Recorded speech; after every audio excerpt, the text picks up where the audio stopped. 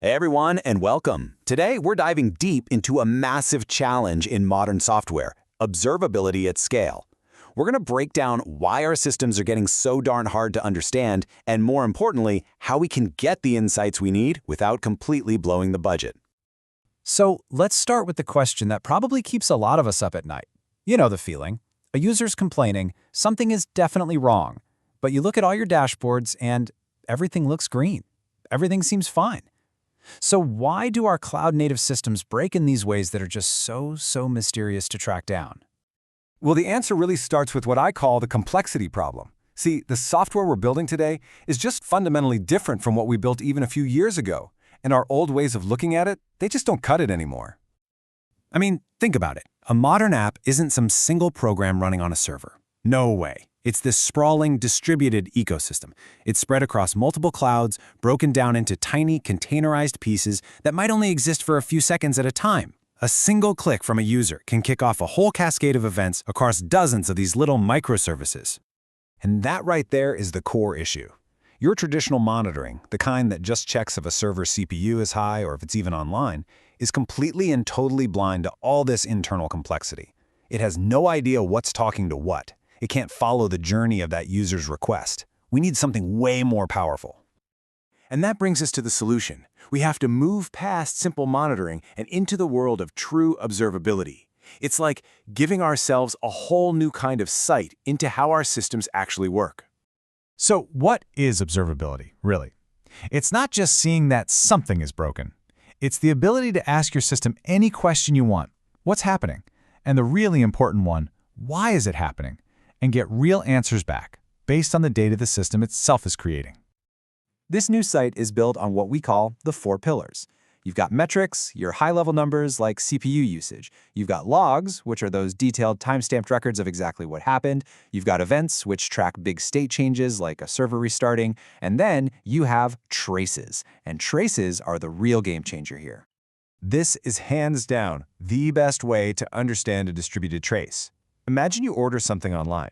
A trace is literally the tracking info. It shows you every single city, every single warehouse that your package stopped at on its way to your door. For a user request, a trace does the same thing. It shows every single microservice it touched and exactly how long it spent at each stop. It's the key to finding exactly where that slowdown or that error happened. But here's the twist. Gaining all this amazing insight, it creates a brand new and very expensive problem. All this power comes with a pretty hefty price tag. This is what we call the telemetry explosion. Every metric, every log line, and every single trace from every request generates this absolute flood of data. And when you're at scale, we're not talking about a stream of gigabytes, we're talking about a tsunami of information. And this chart just breaks it down perfectly. You can see, metrics are relatively cheap to store and handle. Traces are in the middle, kind of expensive. But then look at logs. They are, by a huge margin, the most expensive and voluminous piece of this whole puzzle. And it's not just storage. The real hidden cost is the processing power it takes to make all those messy logs searchable. The scale is just mind-boggling. We are talking about petabytes of data. That's thousands and thousands of terabytes of log data for any large company. Managing this isn't just a tech problem anymore. It's a massive financial problem. So what do? We can't just turn everything off and fly blind. The answer isn't to stop collecting data. It's about working smarter, not harder, and using intelligent strategies to tame this data flood. So let's look at one of those smart strategies for traces, sampling. With head-based sampling, you make a decision right at the start of a request whether to keep or throw away the trace. The problem? You might accidentally throw away a trace that ends up being a critical error. Tail-based sampling is way smarter.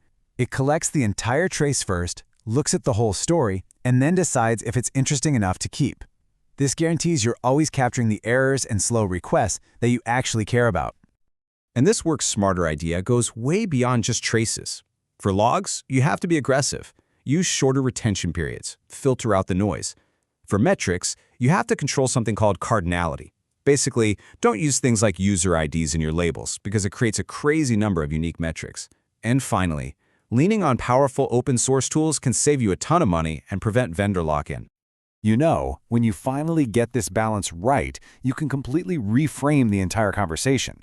Observability stops being just a line item on a budget, and it transforms into a powerful strategic advantage for the entire business. This table connects all the dots. Your goal is to fix things faster? Well, that's powered by distributed tracing. You want to prevent outages before they happen? You need real-time metrics for that. You want to improve the user experience? That comes from having true end-to-end visibility. Every one of these technical things has a direct, measurable impact on the business.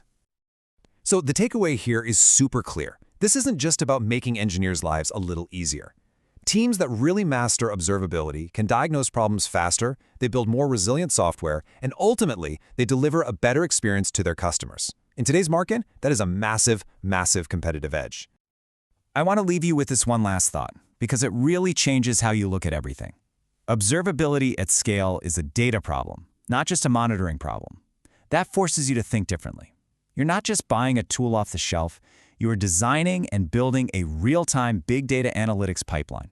And how you build that pipeline, well, that's going to determine if you can build the reliable, high-performance systems of the future. Thanks for watching.